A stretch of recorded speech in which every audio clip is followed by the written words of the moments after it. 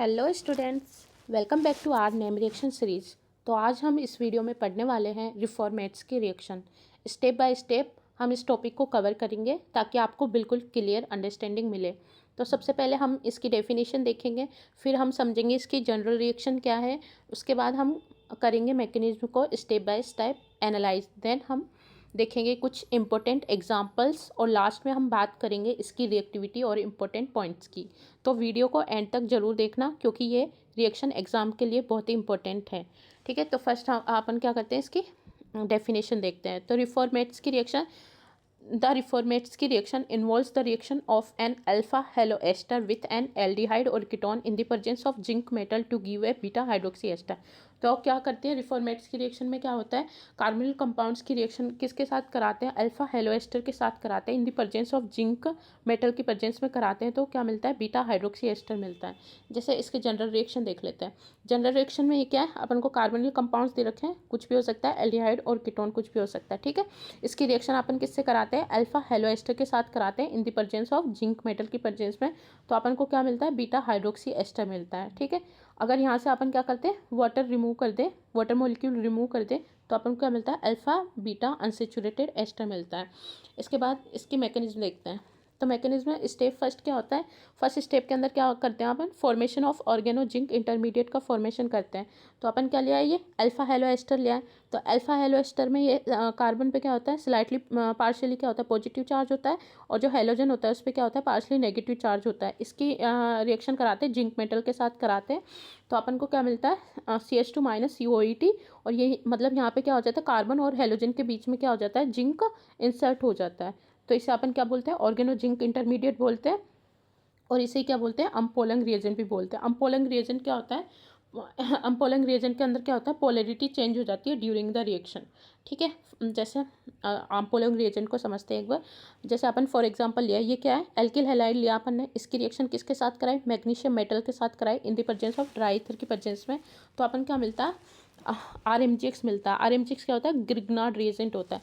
तो इसमें क्या होता है, इसमें क्या था, आर पे क्या होता है, एल्किल ग्रुप पे क्या होता है, पार्शली नेगेटिव चार्ज होता है, MGX पे क्या होता है, पार्शली पॉजिटिव चार्ज होता है। तो ये क्या करता है, एज ए न्यूक्लियोफाइल की तरह बिहेव करता है। जबकि ये रिएक्शन के से पहले क्या था, इस पे एल्किल ग्रुप पे क्या था, पार्शली पॉजिटिव चार्ज था, तभी क्या कर रहा था, इलेक्ट्रोफाइल की तरह बिहेव कर रहा था। तो अपन ने यहाँ पे क्या देखा, reversal in polarity will be takes place. तो इसी को अपन क्या बोलते हैं, अम्पोलंग रिएजेंट बोलते हैं। स्टेप सेकंड के अंदर क्या होता है, न्यूक्लियोफिलिक एडिशन होता है। तो अपन ने क्या करा, अपन क्या मिला, ऑर्गेनो जिंक इंटरमीडिएट का फॉर्मेशन हुआ है। ऑर्गेनो जिंक इंटरमीडिएट क्या करता है, एज ए न्यूक्लियोफाइल की तरह बिहेव करेगा।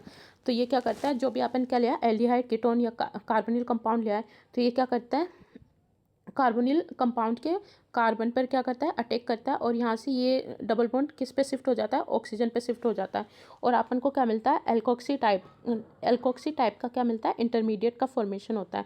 देन अपन इसका क्या करते हैं, वर्कअप करते हैं, या फिर क्या करते हैं, प्रोटोनेशन करते हैं। तो अपन क्या मिल जाता है, फाइनल प्रोडक्ट क्या मिलता है अपन को, बीटा हाइड्रोक्सी एस्टर का फॉर्मेशन हो जाता है। ठीक है, तो इसे क्या बोलते हैं, रिफॉर्मेट्स की रिएक्शन बोलते हैं। फिर फर्दर अपन ने जो इसकी जनरल रिएक्शन में देखा, अगर यहाँ से इसका H और यहाँ से ये OH को रिमूव कर दें, वाटर मॉलिक्यूल रिमूव होकर क्या बनाएगा, अल्फा बीटा अनसेचुरेटेड एस्टर बनाएगा। अब एक बार इसकी क्या देख लेते हैं, एग्जाम्पल देख लेते हैं। तो जैसे अपन ने क्या लिया है, साइक्लोकीटोन लिया है, साइक्लिक कीटोन लिए, और इसकी रिएक्शन अपन ने किससे कराई, अल्फा ब्रोमो एस्टर के साथ कराई। अल्फा ब्रोमो एस्टर के साथ कराई, किसकी प्रेजेंस में, जिंक मेटल के प्रेजेंस में कराई।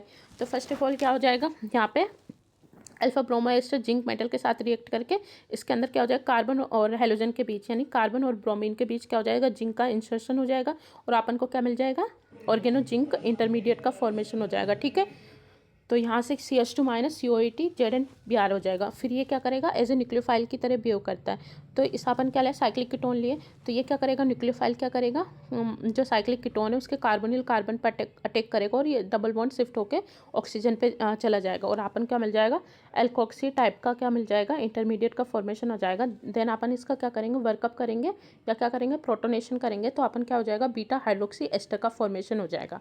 ठीक है, ये इसका फाइनल प्रोडक्ट होता है।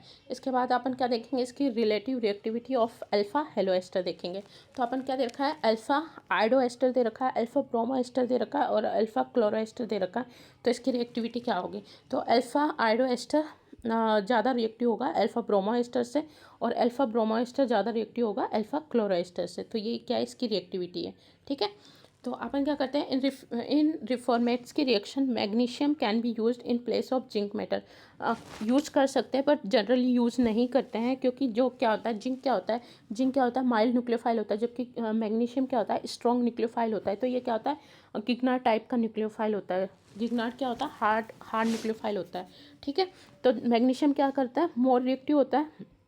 तो ये क्या करेगा, जो भी पोलर ग्रुप मिलेंगे उनके साथ उनके ऊपर अटैक कर देता है, और एस्टर कीटोन नाइट्राइल सबसे रिएक्ट कर जाता है। जबकि जो अपना क्या होता है, जिंक क्या होता है, कंट्रोल रिएक्शन देता है, जिस अपन को जो प्रोडक्ट चाहिए वही मिलता है, इससे साइड प्रोडक्ट फॉर्मेशन नहीं मिलते। जैसे अपन ने ये क्या लिया है, मैग्नीशियम का एस्टर लिया है, ये भी क्या है, मैग्नीशियम का, गिगनार्ड मैग्नीशियम का एस्टर लिया है, या जिंक का एस्टर है।